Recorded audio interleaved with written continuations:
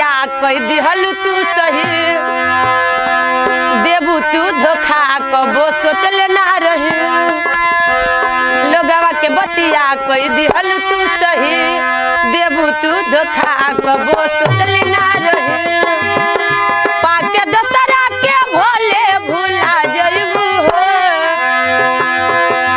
पाके दसरा के भोले भुला जइबू हो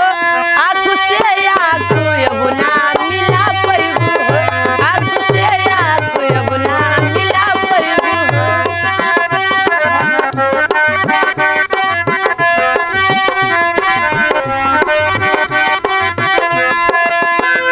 हर बात पर हमरा से तू त करत रहलू वादा सच कहलू कम हमसे झूठ बोललू ज्यादा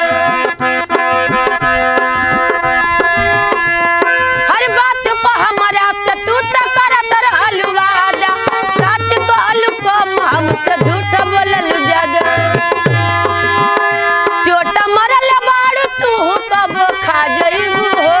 आँख से आँख अब ना मिला पैबू हो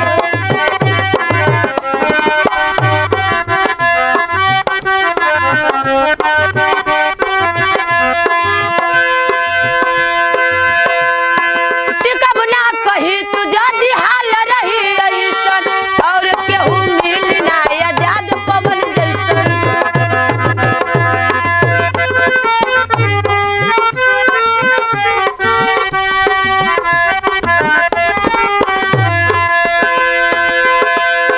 टिकब ना कही तू जदी हाल रही ऐसन और केहू मिल ना आजाद पवन जैसन